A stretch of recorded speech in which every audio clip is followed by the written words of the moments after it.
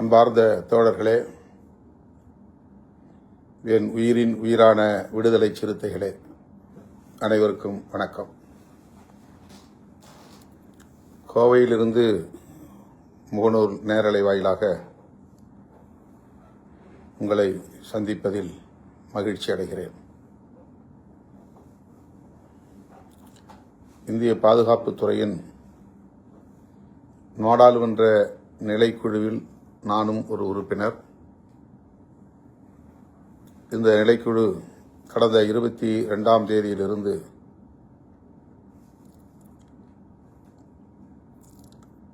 India முழுவதும் பல்வேறு மாநிலங்களில் ஆங்காங்கே உள்ள பாதுகாப்புத்துறை நிறுவனங்களுக்கு ஒரு சுற்றுப்பயணம் மேற்கொண்டுள்ளது. ஜம்மு காஷ்மீரில் தொடங்கிய சுற்றுப்பயணம் பெங்களூர், கோவை ஆகியவற்றை முடித்துக்கொண்டு இப்போது உதகைக்கு செல்ல இருக்கிறோம். உதகமண்டலத்தில் 2 நாள் அங்குள்ள பாதுகாப்புத்துறை நிறுவனங்களில் கலந்துரையாடலை முடித்துக்கொண்டு 29ஆம் தேதி சென்னையில் இந்த நிலைக்குழு அங்குள்ள பாதுகாப்புத்துறை நிறுவன அதிகாரிகளோடு கலந்துரையாடலை மேற்கொள்ள இருக்கிறது. இந்த சுற்றுப்பயணத்தில் நான் இருக்கிறேன். வழக்கமாக இதுபோன்ற சுற்றுப்பயணங்களில் என்னால் பங்கேற்க இயலுவதில்லை. இப்போது பெங்களூர், கோவை, சென்னை ஆகிய இடங்களுக்கு இந்த நிலைக்குழு வருவதனால் இதில் பங்கேற்கிற ஒரு வாய்ப்பு அமைந்திருக்கிறது. இதற்கிடையில் உங்களிடையே இந்த நேரலை வாயிலாக சில கருத்துக்களை பகிர்ந்து கொள்ள விழைகிறேன். குறிப்பாக ஜூன் 14ஆம் தேதி நடைபெறவுள்ள விருதுகள் வழங்கும் விழா சென்னையில் ஒருங்கிணைக்கப்படுகிறது. ஏப்ரல் 14 அன்று நடைபெற்றிருக்க வேண்டிய இந்த விழா தேர்தல் நெருக்கடியால் தள்ளி வைக்கப்பெற்று ஜூன் 14ஆம் தேதி நடைபெற இருக்கிறது என்பதை ஏற்கனவே நீங்கள் அறிவீர்கள். அந்த நிகழ்வில் அனைவரும் முக்கிய பொறுப்பாளர்கள் யாவரும் பங்கேற்று சிறப்பிக்க வேண்டும் என்று கேட்டுக்கொள்கிறேன். வழக்கமாக இந்த விழாவுக்கென்று தொடர்ந்து பல ஆண்டுகளாக கொடையளித்து வரக்கூடிய தோழர்கள் இந்த ஆண்டும் பொற்கிழி வழங்குவதற்குரிய கொடையை வழங்க வேண்டும் என்று கேட்டுக்கொள்கிறேன். அம்பேத்கர் சுடர், பெரியார் ஒளி, அயோத்திதாச பண்டிதருடைய பெயரில் அயோத்திதாசர் ஆதவன், காமராஜர் கதிர், செம்மொழி ஞாயிறு, மாமணி மார்க்ஸ், காயிதே மில்லத் பிறை போன்ற இந்த விருதுகளுக்கு தனித்தனியே தோழர்கள் 50,000 3 லட்சம் 4 லட்சம் வரையில் கொடையளித்து வருவதை நன்றி பெருக்கோடு இப்போது நினைவு கூறுகிறேன், மீண்டும் நினைவூட்டுகிறேன். அந்த தொகையை கொண்டுதான் அந்த விழாவை நாம் ஒவ்வொரு ஆண்டும் சிறப்புற நடத்தியிருக்கிறோம். இந்த ஆண்டும் அதுபோல வெற்றிகரமாக நடத்த வேண்டும். வழக்கமாக நன்கொடை அளிக்கிற தோழர்கள் கட்சியின் வங்கி கணக்கிலே செலுத்தலாம், அல்லது 29ஆம் தேதி 30ஆம் தேதி நான் சென்னையில் இருப்பேன், நேரிலே வந்து வழங்கலாம் என்று தெரிவித்துக் கொள்கிறேன். அரங்க வாடகை, ஒலி அமைப்பு, ஏடுகளில் விளம்பரம், தலா 50,000 பொற்கிழி, அவர்களுக்கான பாராட்டுச் சான்றிதழ் போன்ற செலவுகள் பல லட்சக்கணக்கில் ஆகும் என்பதை நீங்கள் அறிவீர்கள். ஆகவே அதை ஈடு செய்வதற்கு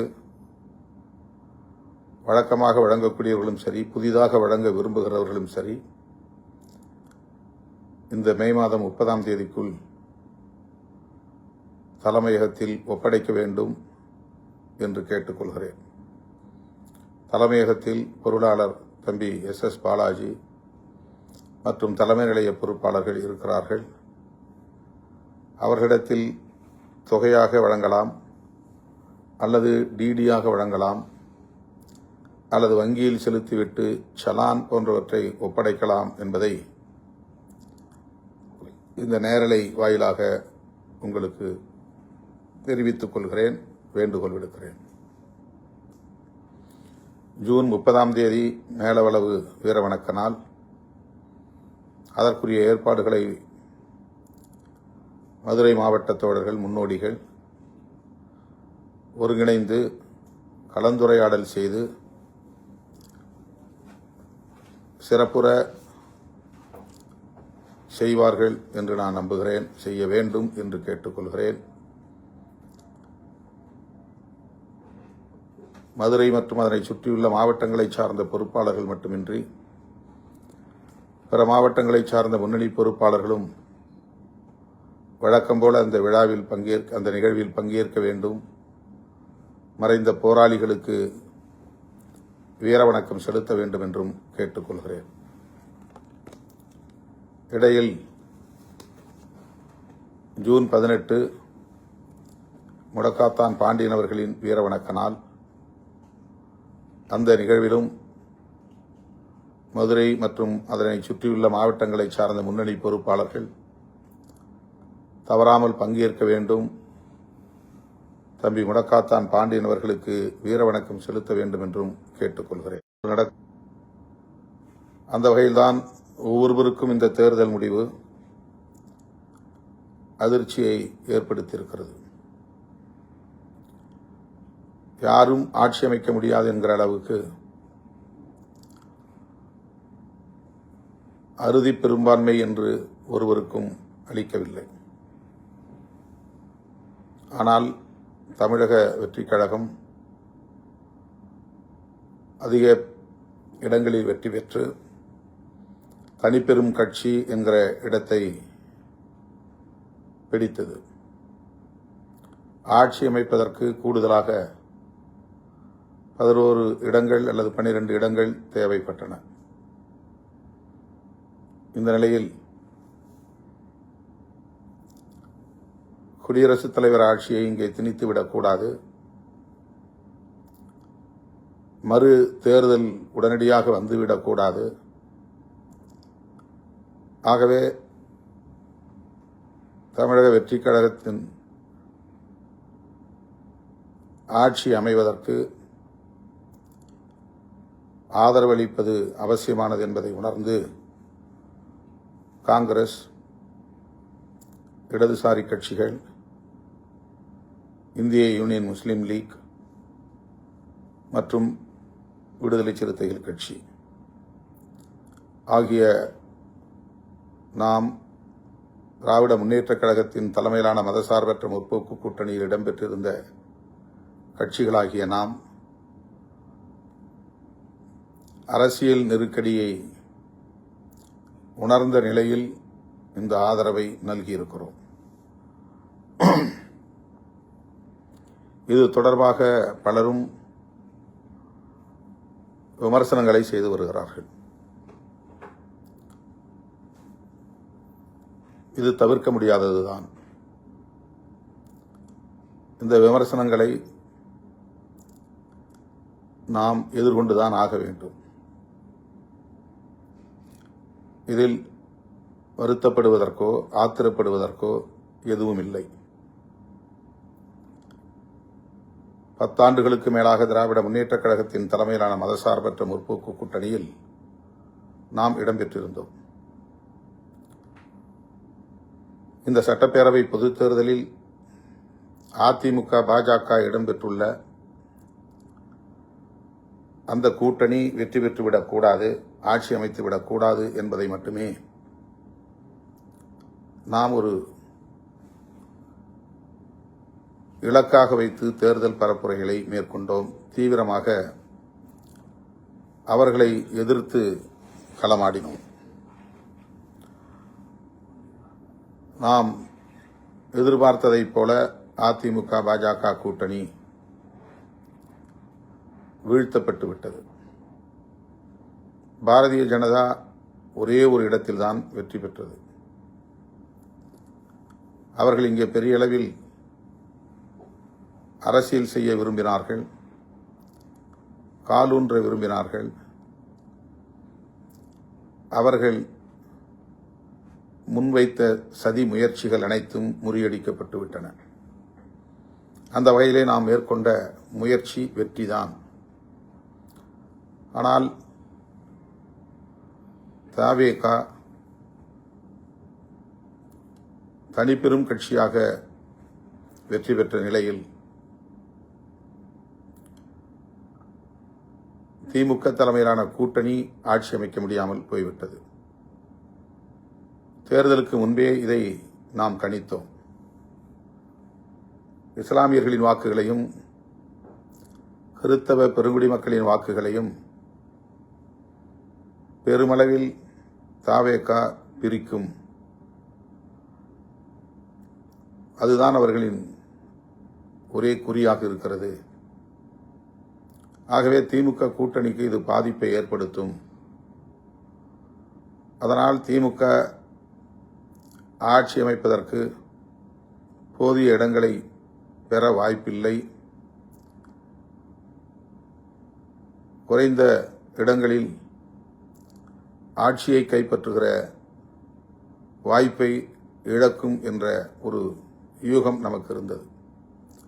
அதாவது திமுக ஆட்சி அமைப்பதற்கு போதிய இடங்கள் கிடைக்காது, ஆனால் தனிப்பெரும் கட்சியாக அது வெற்றி பெறும் என்று நான் யூகம் செய்துதான் நானும் சட்டமன்றத்திற்கு வர வேண்டும், தமிழ்நாடு அரசியலில் தீவிரமாக ஈடுபட வேண்டும் என்று எண்ணி தேர்தலில் போட்டியிடுவதாக அறிவித்தேன். தேர்தலுக்கு பின்பு தவேக பெறுகிற வாக்கு சதவீதத்தை வைத்து அரசியல் சூழல் வெகுவாக மாறும், அணி சேர்க்கைகளும் மாறும் என்று தேர்தலுக்கு முன்பே நான் கூறியதை நீங்கள் கட்டாயம் நினைவில் வைத்திருக்கக்கூடும். ஆனால் தவேக தனிப்பெரும் கட்சியாக மாறிவிட்டது. தவேகவுக்கு ஆட்சி அமைக்கிற அளவுக்கு குறைந்தபட்ச இடங்கள் இல்லாத நிலையில் தடுமாறும் நிலை ஏற்பட்டுவிட்டது. ஆட்சி அமைக்கும் அளவுக்கு இடங்களை பெற்று இன்னும் கூடுதலாக சில இடங்கள் தேவைப்படுகின்றன என்கிற நெருக்கடிக்கு அது தள்ளப்பட்டு விட்டது. ஆக இந்த நிலையில்தான் திமுக கூட்டணியில் இடம்பெற்ற கட்சிகள், குறிப்பாக காங்கிரஸ், வேக வேகமாக தவேகவுக்கு ஆதரவு என்ற முடிவை எடுத்து அவர்களோடு கைகோர்த்து விட்டது.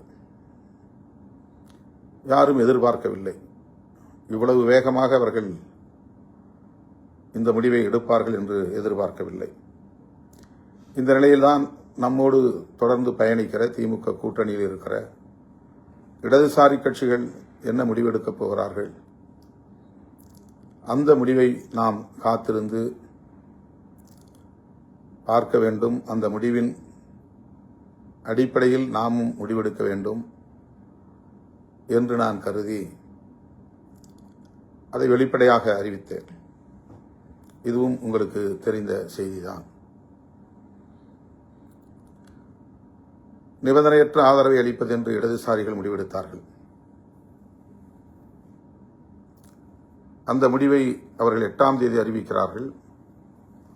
அந்த முடிவை ஒட்டி நம்முடைய மாநில உயர்மட்ட குழு, உயர்நிலை குழு மாலை 6 மணிக்கு ஆன்லைன் கூட்டத்தில் விவாதிக்கப்பட்டது. 8:45 மணிக்கு தான் இரவு முடிந்தது.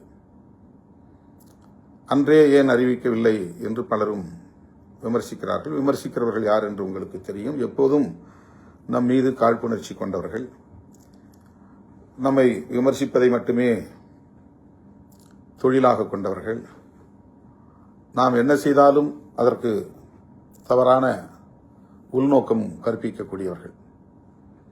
ஆகவே அதை நாம் பொருட்படுத்த தேவையில்லை.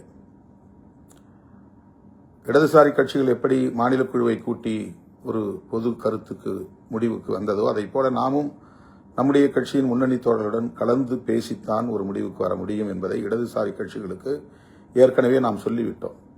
எனவே 8ஆம் தேதி 4 மணிக்கு அவர்கள் அறிவித்தார்கள் என்றால் 4 மணிக்கே நாம் அறிவிக்க வேண்டும் என்று அதற்கு பொருள் இல்லை, அல்லது 5 மணிக்கே அறிவிக்க வேண்டும் என்றும் பொருள் இல்லை. அந்த முடிவை நம்முடைய உயர்நிலை குழுவிலே வைத்து விவாதிப்பது, அதற்கு நமக்கு கால அவகாசம் தேவை. அதை இடதுசாரி கட்சிகளின் தலைவர்களுக்கு நாம் சொல்லிவிட்டோம். அவர்களும் புரிந்து கொண்டார்கள், அதற்கு இசைவும் தந்தார்கள். நீங்கள் சுதந்திரமாக உங்கள் கட்சி உயர்நிலை குழு என்ன முடிவெடுக்கிறதோ அதன்படி முடிவெடுங்கள் என்று சொல்லிவிட்டார்கள். ஆகவே 8ஆம் தேதி இரவு 8:45 மணிக்குத்தான் அந்த கூட்டம் நிறைவு பெற்றது. அப்போது அறிவிக்க இயலவில்லை. காரணம், கம்யூனிஸ்டுகளைப் போல நாம் வெளியிலிருந்து முடிவெடுக்க வேண்டிய, வெளியிலிருந்து ஆதரிக்க வேண்டிய தேவையில்லை. ஆதரவு அளிப்பது என்று முடிவெடுத்தால் நாம் அமைச்சரவையில் சேர வேண்டும் என்பதுதான் தோழர்களின் கருத்தாக இருந்தது. ஆகவே அடுத்த நாள் காலையில் நான் பொதுச் செயலாளர்களோடு மீண்டும் கலந்து பேசி அதன் பிறகு முடிவை அறிவிக்கிறேன் என்று சொல்லியிருந்தேன். 11 மணிக்கு நான் செய்தியாளர்களை சந்திப்பதாக எங்கும் சொல்லவில்லை, அல்லது 4 மணிக்கு செய்தியாளர்களை சந்திக்கப் போகிறேன் என்றும் நாம் அதிகாரப்பூர்வமாக அறிவிக்கவில்லை. பொதுச் செயலாளர்கள் மற்றும் நமது சட்டமன்ற உறுப்பினர்கள் என்னை வந்து சந்திப்பதற்கே 12:45, 12:50 என்று ஆகிவிட்டது. 9ஆம் தேதி பகல். அதன் பிறகு கலந்து பேசினோம். நிறைவாக நாம் கம்யூனிஸ்டுகளைப் போலவே வெளியிலிருந்து ஆதரவு தெரிவிப்பது என்று முடிவெடுத்து தாவேகாவுடைய முன்னணி தலைவர்களுள் ஒருவராக இருக்கிற தம்பி ஆதவ் அர்ஜுன் அவர்களை வரவழைத்து அந்த ஆதரவு கடிதத்தை வழங்குவதற்கு 3:30 மணிக்கு மேல் ஆகிவிட்டது. இதுதான் நடந்தது. ஆனால் இடையிலே இருந்தவர்கள் என்னவெல்லாம் பேசினார்கள், அவதூறு பரப்பினார்கள். பேரம் பேசுகிறார் திருமாவளவன், துணை முதலமைச்சராக முயற்சிக்கிறார் திருமாவளவன், முதலமைச்சராவதற்கு இன்னொரு புறம் தூது அனுப்புகிறார், காத்திருக்கிறார் என்றெல்லாம் வாய்க்கு வந்தபடி அவதூறுகளை அள்ளி இறைத்தார்கள். ஆனால் கம்யூனிஸ்டுகளைப் போலவே நிபந்தனையற்ற ஆதரவு, வெளியிலிருந்து ஆதரவு என்று நாம் அறிவித்ததும் அவர்கள் அனைவரின் முகத்திலும் கரி பூசப்பட்டது. அவர்கள் வெட்கி தலை குனிந்தார்கள். அவர்கள் சொன்னதைப் போல எந்த நிலைப்பாடும் நாம் எடுக்கவில்லை. யாரோடும் பேரம் பேசவில்லை, யாருக்காகவும் காத்திருக்கவில்லை. இடதுசாரிகள் எடுத்த முடிவே சிறுத்தைகளின் முடிவு என்பதை உறுதிப்படுத்தினோம். ஆகவே அது வெறும் அவதூறு என்பது உறுதியாகிவிட்டது. இப்படித்தான் ஆதவ் அர்ஜுன் நம் கட்சியிலே இருந்தபோது அவர் திமுகவை விமர்சனம் செய்தார். அவர் மீது நடவடிக்கை எடுக்க வேண்டும் என்று திமுக துணை பொதுச் செயலாளர், நாடாளுமன்ற உறுப்பினர் திரு ஆ. ராஜா அவர்கள் கோரிக்கை விடுத்தார். உடனே சமூக ஊடகங்களில் அரசியல் பேசும் அறிவுஜீவிகள் திருமாவளவன் ஏன் இன்னும் நடவடிக்கை எடுக்கவில்லை, திமுகவுக்கு எதிராக ஆதவ் அர்ஜுன் பேசிய பிறகும் அவர் மீது நடவடிக்கை எடுக்க திருமாவளவன் ஏன் தயங்குகிறார் என்று ஒரு உள்நோக்கம் கற்பித்தார்கள். ஒரு சிலர் ஒருபடி மேலே போய் ஆதவ் அர்ஜுன் மேல் திருமாவளவனால் நடவடிக்கை எடுக்க முடியாது, ஏனென்றால் ஆதவ் அர்ஜுனிடம் பல 100 கோடிகள் பணம் வாங்கி அவருக்கு கட்டுப்பட்ட நிலையில் கிடக்கிறார், முடங்கி கிடக்கிறார் என்றெல்லாம் அவதூறுகளை அள்ளி இறைத்தார்கள். 200 கோடி என்றார்கள், 400 கோடி என்றார்கள். ஆதவ அர்ஜுன் அவ்வளவு பணம் கொடுத்து விட்டு கட்சியிலே சேர்ந்தாராம். அவருடைய பணத்தில் தான் நாம் கட்சியை நடத்தினோமாம். ஆதவ அர்ஜுன் வருவதற்கு முன்பு நாம் மாநாடுகளை நடத்தியது இல்லையா? பேரணிகளை நடத்தியது இல்லையா? விருதுகள் வழங்கும் விழா நடத்தியது இல்லையா? இந்த கும்பல் எப்படிப்பட்ட கும்பல், நமக்கு எதிரான அவதூறுகளை பரப்புகிற கும்பல் என்பதை நீங்கள் புரிந்து கொள்ள வேண்டும். ஆதவ அர்ஜுன் கட்சியில் சேர்ந்த பிறகு நாம் ஒரு விருதுகள் வழங்கும் விழாவை நடத்தினோம். அதில் அவருடைய குழுவை சார்ந்தவர்கள் ஒருங்கிணைப்பு பணிகளை மட்டும் மேற்கொண்டார்கள். மேடை அமைப்பது, ஒலி அமைப்பது, ஊடகங்களுக்கு இணைப்பு கொடுப்பது என்ற பணிகளை மட்டும் மேற்கொண்டார்கள். அவ்வளவுதான். செலவு என்பது நீங்கள் கொடுத்த பணம். கிட்டத்தட்ட 30-40 பேர் தலா 50,000, 1,00,000 என்று வழங்கிய பணம். இதுதான் விருதுகள் வழங்கும் விழாவுக்கு. எப்போதுமே நாம் வெளியில் யாரிடத்திலும் வசூல் செய்ததே கிடையாது, நன்கொடை திரட்டியதே கிடையாது. நீங்கள் கொடுக்கிற பணத்தை கொண்டுதான் விருதுகள் வழங்கும் விழாவை இத்தனை ஆண்டுகளாக நாம் நடத்தி வருகிறோம். யார் யார் பணம் வழங்குகிறார்கள், நன்கொடையாளர்கள் என்பதை மேடையிலேயே அறிவிப்பதுண்டு. இதையெல்லாம் தெரிந்திருந்தும் கூட அந்த விழாவையும் ஆதவ அர்ஜுன் தான் ஒட்டுமொத்தமாக செலவு செய்து நடத்தினார் என்று அவதூறு பரப்பினார்கள். மது மற்றும் போதைப்பொருள் ஒழிப்பு மாநாடு, மகளிர் மாநாடு, ஆதவ அர்ஜுன் வருவதற்கு முன்பே நாம் முடிவு செய்த மாநாடு. அது ஆதவ அர்ஜுன் வந்த பிறகு முடிவு செய்த மாநாடு அல்ல. அவர் வராவிட்டாலும் அந்த மாநாட்டை நாம் நடத்தியிருப்போம். அவருக்கு முன்பு அதுபோல எண்ணற்ற பல மாநாடுகளை நடத்தியிருக்கிறோம். லட்சக்கணக்கான மக்களை திரட்டி நடத்தியிருக்கிறோம். அந்த மாநாட்டுக்கு நான் தமிழ்நாடு முழுவதும் மண்டல வாரியாக உங்களை சந்தித்தேன். ஆங்காங்கே நீங்கள் வழங்கிய நிதி, பல லட்சக்கணக்கில் வழங்கிய நிதி அந்த மாநாட்டுக்கு பயன்படுத்தப்பட்டது. நாம் எதுவுமே இல்லாத ஒரு கட்சி. அதனால் இவர்களுக்கு மாநாடு நடத்துவதற்கு, இவ்வளவு மக்களை திரட்டுவதற்கு எங்கிருந்து சக்தி வந்துவிடும்? ஆதவ அர்ஜுன் தான் தந்திருப்பார் என்று இந்த கும்பல் யூகம் செய்து நமக்கு எதிரான அவதூறுகளை இன்றைக்கும் பரப்பிக் கொண்டிருக்கிறார்கள். இப்போது நமக்கு யார் யார் நமக்கு எதிரான காழ்ப்புணர்வை கொண்டிருக்கிறார்கள் என்பதை அறிந்து கொள்வதற்கான ஒரு வாய்ப்பு மீண்டும் நமக்கு கிடைத்திருக்கிறது. ஆக அந்த மாநாடு, மது மற்றும் போதைப்பொருள் ஒழிப்பு மாநாடு, முழுக்க முழுக்க மக்கள் கொடுத்த நிதியிலிருந்து நடத்தப்பெற்ற மாநாடு. அந்த மாநாட்டில் திமுக எப்படி வரலாம், திமுக பொறுப்பாளர்கள் எப்படி வந்து அமரலாம் என்று சில அறிவுஜீவிகள் கேள்வி எழுப்புகிறார்கள். உடனே திமுக சொம்பு என்றெல்லாம் நம்மை விமர்சனம் செய்தார்கள். ஆதவ அர்ஜுன் மீது நடவடிக்கை எடுக்காமல் இருக்கிறார் என்கிற போதும் திமுகவுக்கு பயப்படுகிறார் என்றார்கள். மது மற்றும் போதைப்பொருள் ஒழிப்பு மாநாடு என்பது அனைவருக்கும் பொதுவானது, எல்லா கட்சிக்கும் பொதுவானது. ஆகவே செய்தியாளர்கள் சந்திப்பில் அதிமுகவும் பங்கேற்கலாம், திமுகவும் பங்கேற்கலாம் என்று நான் வெளிப்படையாக ஒரு அழைப்பு விடுத்தேன். அவரவர் கட்சி, அவரவருக்கான செயல் திட்டம் வெவ்வேறாக இருந்தாலும் கூட தேசிய அளவிலான ஒரு மது விலக்கு கொள்கை என்பது தேவைப்படுகிறது. ஒரு மாநிலத்திலே மது விலக்கு, இன்னொரு மாநிலத்தை சுற்றிலும் மது விலக்கு அமலில் இல்லை. இங்கே மட்டும் மது விலக்கு அமலில் இருந்தால் என்ன செய்ய முடியும் என்ற கேள்வியை அவர் எழுப்பியது சரிதான். பாண்டிச்சேரியிலே தாராளமாக மது புழங்குகிறது, ஆந்திராவிலே மது புழங்குகிறது, தமிழ்நாட்டிலே மது விலக்கு நடைமுறைப்படுத்தப்படுகிறது என்றால் அது வெறும் போலித்தனமான மது விலக்காகத்தான் இருக்க முடியும். எனவே மாநில அரசுக்கான அதிகாரமாக அது இருந்தாலும் கூட அதை இந்திய ஒன்றிய அரசு கையில் எடுத்து மதுவிலக்குக்கான ஒரு தேசிய கொள்கையை வரையறுக்க வேண்டும் என்று நாம் சொன்னோம். உடனே மாநில அரசின் கொள்கைகளை மத்திய அரசுக்கு எப்படி ஒப்படைக்கலாம் என்று சில அறிவுஜீவிகள் கிளம்பிவிட்டார்கள்.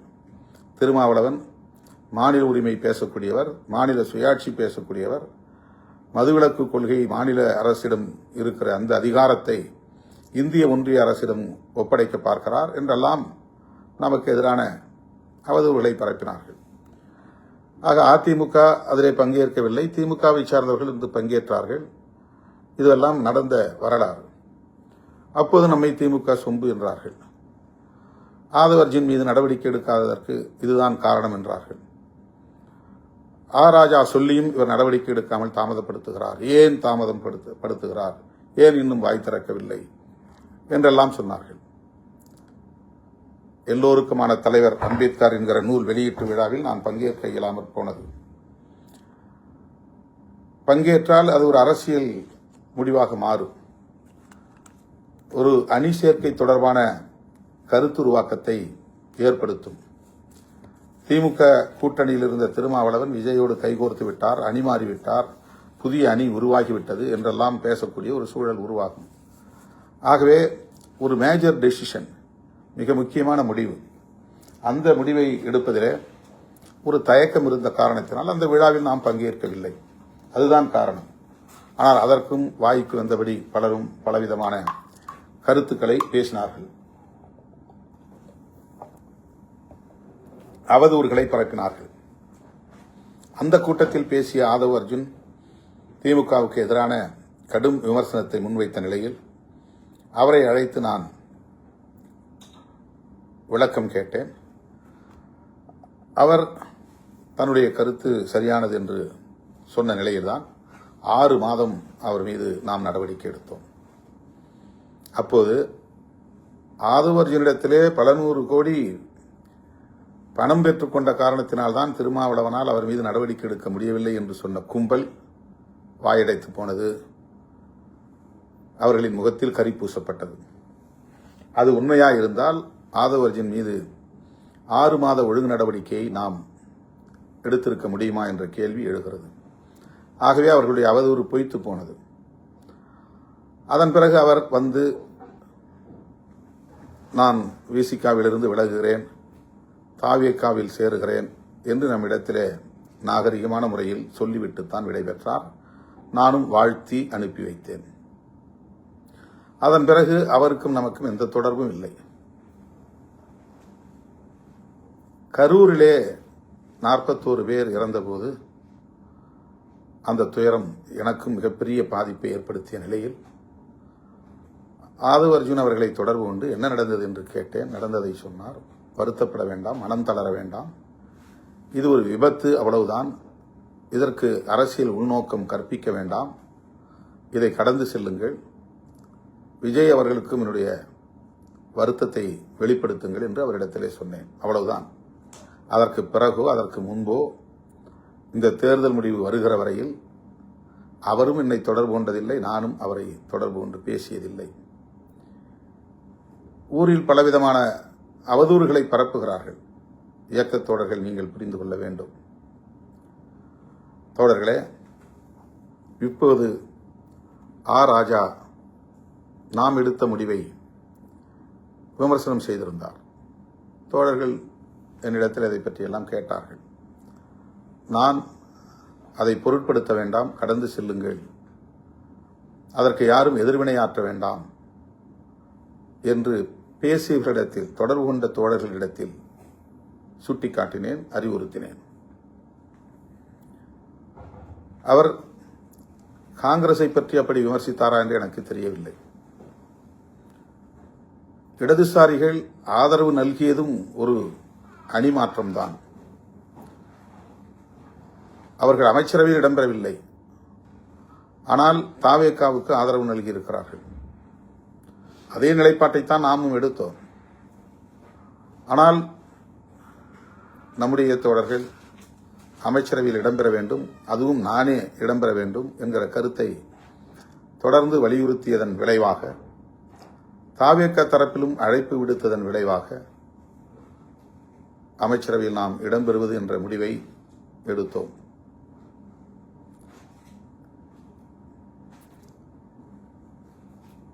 திராவிட முன்னேற்றக் கழக தலைவர் அண்ணன் ஸ்டாலின் அவர்களிடத்திலே இந்த ஆதரவு நல்குவது என்கிற முடிவை நேரிலே சந்தித்து இடதுசாரிகள் எடுத்த முடிவை நாங்களும் எடுக்கிறோம் என்று சொல்லிவிட்டுத்தான் ஆதரவை நல்கினோம். அவர் அதை பெரிதாக எடுத்துக்கொள்ளவில்லை. அதனால் ஒன்றுமில்லை, நீங்கள் ஆதரவு நல்கலாம் என்று இசைவு தந்தார். அமைச்சரவையில் இடம்பெறப் போவதை அவருக்கு தெரிவிக்க முடியவில்லை. ஆனால் முன்னணி அமைச்சர்கள் ஒரு சிலரை நான் தொடர்பு கொண்டு இப்படி ஒரு நிலைப்பாட்டை நாங்கள் எடுக்கிறோம் என்று சொல்லிவிட்டு அதன் பிறகுதான் செய்தியாளர்களை சந்தித்து விசிக அமைச்சரவையில் இடம்பெறுகிறது என்ற அறிவிப்பை செய்தேன். திராவிட முன்னேற்றக் கழகத்தின் தலைமையிலான மதசார்பற்ற முற்போக்கு கூட்டணியில் விடுதலை சிறுத்தைகள் கட்சி 10 ஆண்டுகளுக்கு மேலாக தொடர்ந்து பயணித்து வருகிறது. எந்த அளவுக்கு அந்த தோழமைக்கு நாங்கள் முக்கியத்துவம் கொடுத்திருக்கிறோம்,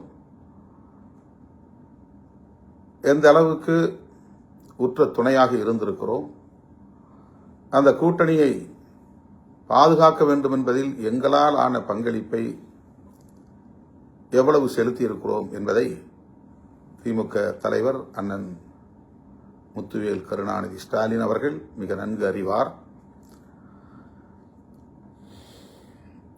அன்பு இளவல் மேனாள் துணை முதல்வர் உதயநிதி அவர்களும் நன்கு அறிவார். சுற்றி இருப்பவர்கள் ஒரு சிலர் நன்கு அறிவார்கள். ஆனால் அதையும் தாண்டி நாம் எடுத்த இந்த முடிவை திமுக தரப்பில் திரு ஆ. ராஜா உட்பட பலர் விமர்சிக்கிறார்கள் என்கிற போது சற்று வலி அளிக்கிறது, வலியாகத்தான் இருக்கிறது. என்றாலும் கூட அவர்கள் ஆதங்கப்படுவதில் நாம் ஒரு நியாயம் இருக்கிறது என்பதை உணர்ந்து கொள்ள வேண்டும். அதாவது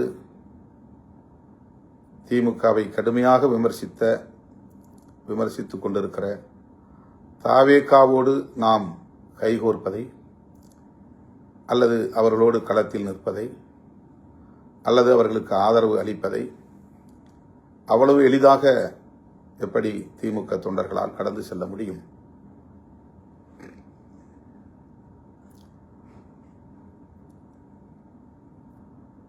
இது மனித இயல்புதான். கடும் சொற்களால் விமர்சிக்கக்கூடாது என்று அண்ணன் ஸ்டாலின் அவர்கள் தன்னுடைய தொண்டர்களுக்கு அறிவுறுத்தியிருக்கிறார். அந்த பதிவை உடனே எடுக்கும்படி ஆணையிட்டிருக்கிறார். இதுவும் நாம் அறிந்த ஒன்று. இந்த நிலையில் ஆ. ராஜா அவர்களை எதிர்த்து விமர்சிப்பதோ, திமுகவுக்கு எதிராக விமர்சனங்கள் செய்வதோ அல்லது போராட்டங்களை நடத்துவதோ தேவையற்றது. இயக்கத் தோழர்கள் இதை கடந்து ஆக்கப்பூர்வமான செயல்களில் ஈடுபட வேண்டும். நமது கட்சியின் மறுகட்டமைப்பு பணிகளில் கவனம் செலுத்த வேண்டும். விருதுகள் வழங்கும் விழாவை சிறப்பாக நடத்த வேண்டும். ஜூலை 23ஆம் தேதி நடைபெறவுள்ள தமிழ்த் தேசிய எழுச்சி மாநாட்டு பணிகளில் சுவர் விளம்பரங்கள் உள்ளிட்ட ஆயத்த பணிகளில் ஆர்வம் காட்ட வேண்டும் என்று கேட்டுக்கொள்கிறேன். நம்மை பிடிக்காதவர்கள் எப்போதும் விமர்சித்துக் கொண்டுதான் இருப்பார்கள். நம்முடைய வளர்ச்சியை விரும்பாத காழ்ப்புணர்ச்சி கொண்டவர்கள் எப்போதும் நமக்கு எதிரான அவதூறுகளை பரப்பிக் கொண்டுதான் இருப்பார்கள். நாம் எந்த முடிவு எடுத்தாலும் விமர்சிப்பார்கள். திமுக அணியிலேயே தொடர்வது என்றாலும் மீண்டும் திமுக கொத்தடிமை என்பார்கள். திமுகவிடம் ஏதோ இவர்கள் பெரிய அளவிலே கை நீட்டி வாங்கிவிட்டார்கள், அதனால்தான் வெளியே வர முடியவில்லை என்று விமர்சிப்பார்கள். இப்படி திமுக ஆதரவு நிலைப்பாட்டிலிருந்து மாறி வேறு நிலைப்பாட்டை எடுத்தாலும் அதேபோல விமர்சனங்களை அள்ளி இறைப்பார்கள்.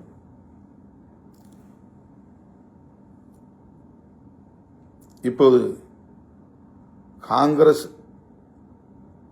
செய்த துரோகத்தை விட விசிக செய்த துரோகம் பெரிது என்று கூலிக்கு மாரடிக்கும் கும்பல் நமக்கு எதிரான அவதூறுகளை அள்ளி இறைத்துக் கொண்டிருக்கிறது.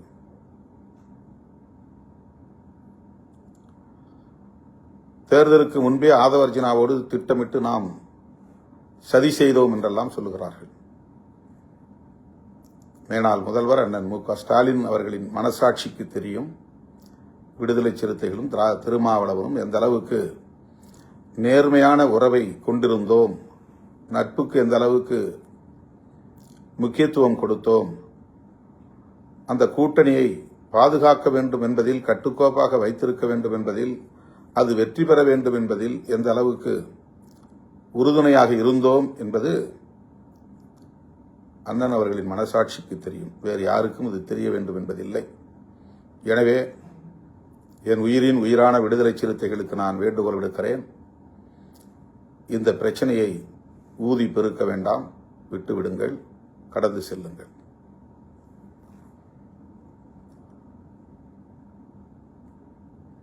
தேர்தலுக்கு பின்பு இந்த கூட்டணியை கட்டி காப்பாற்ற வேண்டும் என்கிற பொறுப்பு இந்த கூட்டணியில் உள்ள கட்சிகளை அரவணைத்து செல்ல வேண்டும் என்கிற பொறுப்பு திமுகவில் உள்ள ஒவ்வொருவருக்கும் உள்ளது.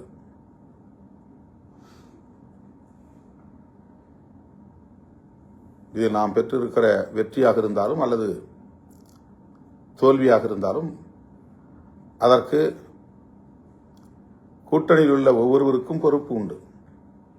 நம்முடைய வாக்குகள் அவர்களுக்கும், அவருடைய வாக்குகள் நமக்கும் பரிமாற்றம் அடைந்ததனால்தான் இந்த வெற்றியை கூட நாம் அடைந்திருக்கிறோம். இஸ்லாமியர்களின் வாக்குகளும் கிறிஸ்தவர்களின் வாக்குகளும் 100% வாக்கு கடந்த தேர்தலில் கிடைத்ததைப் போல் இந்த தேர்தலில் கிடைக்கவில்லை என்பதுதான் உண்மை. எல்லா தரப்பு மக்களின் வாக்குகளும் அப்படி சிதறிவிட்டன என்பதுதான் உண்மை. ஏதோ விடுதலை சிறுத்தைகளுக்கான தலித் வாக்குகள் மட்டும்தான் சிதறி போய்விட்டது, அதனால்தான் இந்த தோல்வி என்று இப்போதும் நமக்கு எதிரான அவதூறுகளை பரப்புகிறார்கள். நான் ஏற்கனவே சொன்னதைப் போல பாரதிய ஜனதா கட்சி 11.5% 2.5% குறைந்திருக்கிறது. ஏறத்தாழ 9% வாக்குகளை அது பறிகொடுத்திருக்கிறது. அந்த 9% வாக்குகளும் பாஜகவுக்கு ஏற்பட்டிருக்கிற இழப்பும் தலித்துகளின் வாக்குகளா என்பதை எண்ணி பார்க்க வேண்டும். நாம் தமிழர் கட்சி கடந்த முறை 8% வாக்குகளை பெற்ற கட்சி இப்போது 4% குறைந்திருக்கிறது. அதற்கு 4% வாக்குகள் இழப்பு ஏற்பட்டிருக்கிறது. இந்த 4% வாக்குகளும் தலித் வாக்குகளா என்பதை எண்ணி பார்க்க வேண்டும். திமுகவுக்கும் அதிமுகவுக்கும் அவர்களுடைய core vote bank, standard vote bank, அவர்களுக்கு வழக்கமாக வரக்கூடிய வாக்கு வங்கி சரிந்திருக்கிறது. அவ்வளவு வாக்குகளும் தலித் வாக்குகளா என்பதை எண்ணி பார்க்க வேண்டும். ஆகவே எல்லா கட்சிகளுக்கும் அவர்களின் நிலையான வாக்கு வங்கியில் பாதிப்பு உருவாகி இருக்கிறது. குறிப்பாக சிறுபான்மை சமூகத்தினரின் வாக்குகள் தாவேகா பக்கம் போயிருக்கிறது. முதல் தலைமுறையினரின் வாக்குகள் பெருமளவில் அவர்கள் தாவேகாவுக்கு அளித்திருக்கிறார்கள். இதுதான் உண்மை. ஆனால் சமூக ஊடகங்களில் விவாதிக்கக்கூடிய அரசியல் ஜாம்பவான்கள் ஏதோ விடுதலை சிறுத்தைகள் கட்சிக்குத்தான் மிகப்பெரிய இழப்பு ஏற்பட்டுவிட்டது, தலித்துகள் தான் எல்லோரும் அந்த பக்கம் திரும்பிவிட்டார்கள், தலித் வாக்கு வங்கியே சரிந்து விட்டது என்றெல்லாம் பரப்புகிறார்கள். ஆக காங்கிரசுக்கு எதிராக அவர்களுக்கு ஆத்திரம் வரவில்லை, அல்லது கம்யூனிஸ்டுகளை விமர்சிக்கிற துணிச்சல் இல்லை, IUML இந்திய யூனியன் முஸ்லீம் லீக்கை விமர்சிக்கிற துணிச்சல் இல்லை. திருமாவளவனை எப்படியும் விமர்சிக்கலாம், எப்போதும் விமர்சிக்கலாம், திருமாவளவனுக்கு எதிரான அவதூறுகளை பரப்பலாம் என்று திட்டமிட்டு சமூக ஊடகங்களிலும் இதர ஊடகங்களிலும் நமக்கு எதிரான ஒரு கருத்துருவாக்கத்தை கட்டமைக்கிறார்கள். இதற்கு நாம் இடம் கொடுத்து விடக்கூடாது. இது உண்மை இல்லை. நம்முடைய வாக்குகள் நம்மோடு இருக்கின்றன. நம்முடைய வாக்குகள் சரியாக நம்முடைய கூட்டணி கட்சிகளுக்கு பரிமாற்றம் அடைந்திருக்கிறது. இதுதான் உண்மை. மற்றவர்கள் பரப்புவதை நாம் நம்ப தேவையில்லை. அவர்கள் அவதூறுகளை திட்டமிட்டு பரப்புகிறார்கள். இதை ஏற்க வேண்டாம் என்று உங்களை நான் கேட்டுக்கொள்கிறேன். நம் கவனத்தை திசை திருப்புவதற்கு முயற்சிக்கிறார்கள். நாம் எடுத்த முடிவு சரியோ தவறோ, ஆனால் இன்றைக்கு அமைச்சரவையில் அதிகாரத்தை பகிர்ந்து கொள்ளும் அளவிற்கான ஒரு இடத்தை விடுதலை சிறுத்தைகள் கட்சி எட்டியிருக்கிறது. வாக்கு வங்கியை இதுவரையில் நாம் நிரூபிக்கவில்லை. நமக்கு எத்தனை சதவீதம் வாக்குகள் தமிழ்நாட்டில் இருக்கின்றன என்பதை உறுதிப்படுத்தாத நிலையிலும் கூட ஒரு கட்சி மாநில கட்சியாக அங்கீகாரம் பெற்றிருக்கிறது. வாக்கு வங்கியை நிரூபிக்காத ஒரு கட்சி அமைச்சரவையில் இன்றைக்கு இடம்பெற்றிருக்கிறது. இந்த அளவில் மட்டும்தான் இதை நீங்கள் பார்க்க வேண்டும். இவர்களெல்லாம் அங்கீகாரம் பெற்று விட்டார்களே, அமைச்சரவையில் இடம்பெற்று விட்டார்களே, ஒரு சாதாரண குடும்பத்தில் பிறந்த வன்னி அரசு இன்றைக்கு ஒரு மாண்புமிகு அமைச்சர் என்கிற இடத்தை எட்டி பிடித்திருக்கிறாரே என்று பொறுத்துக் கொள்ள முடியாத, சகித்துக் கொள்ள முடியாத கும்பல் தொடர்ந்து நமக்கு எதிரான அவதூறுகளை பரப்பிக் கொண்டுத்தான் இருப்பார்கள். திருமாவளவன் அதிகாரத்துக்காக அலைகிறார், பதவி பித்து பிடித்து அலைகிறார், பதவி வெறி பிடித்து அலைகிறார் என்றெல்லாம் சொன்னார்கள். ஏதோ நான் துணை முதலமைச்சராவதற்காக பேரம் பேசிக் கொண்டிருக்கிறேன் என்பதைப் போல, நானே அமைச்சராவதற்கு ஆசைப்படுகிறேன் என்பதைப் போல, வன்னியரசுதான் அமைச்சர் என்று அறிவித்த பிறகு அவர்கள் அத்தனை பேரின் முகத்திலும் கரி பூசி இருக்கிறோம். அவர்கள் நினைத்தது பொய் ஆகிவிட்டது, பொய்த்து போய்விட்டது. எத்தனையோ முறை பாரதிய ஜனதா அமைச்சரவையிலேயே இடம்பெறுவதற்கு வாய்ப்பு இருக்கிறது என்று பல பேர் வந்து என்னிடத்திலே ஆசை காட்டிய வரலாறு உண்டு. அப்போதெல்லாம் மயங்காதவன் இப்போது இந்த அமைச்சரவையிலே இடம்பெறப் போகிறோம் என்ற கதையை கட்டினார்கள், பரப்பினார்கள். அது உண்மையில்லை என்பதை நாம் இன்றைக்கு நடைமுறைப்படுத்தி காட்டியிருக்கிறோம். ஒரு எம்பி கிடைத்தாலும் அது நமக்குத்தான் என்று ஆசைப்படுகிற பல பேர் இருக்கிற இந்த அரசியல் களத்தில், ஒரு அமைச்சர் கிடைத்தாலும் அது நமக்கே, நம்முடைய குடும்பத்திற்கே என்று ஆசைப்படுகிறவர்கள் இருக்கிற அரசியல் களத்தில் அப்படி இல்லை. அதுபோன்ற முடிவை இந்த இயக்கம் எடுக்காது என்பதை நாம் இன்றைக்கு உறுதிப்படுத்தி காட்டியிருக்கிறோம். கூட்டணி ஆட்சி முறையை அங்கீகரித்திருக்கிறோம். தமிழ்நாட்டில் கூட்டணி ஆட்சி முறை வர வேண்டும் என்று முதலில் முன்மொழிந்த இயக்கம் விடுதலை சிறுத்தைகள் கட்சி. அப்படி ஒரு சூழல் காலத்தின் கட்டாயத்தால் உருவாகி இருக்கிறது. அமைச்சரவையிலே இடம்பெறுகிற ஒரு வாய்ப்பு கனிந்திருக்கிறது. ஆகவே நாம் எடுத்திருக்கிற முடிவு சரியோ தவறோ, அதிகாரத்தை பகிர்ந்து கொள்ள வேண்டும் என்ற வேட்கை தணிந்திருக்கிறது.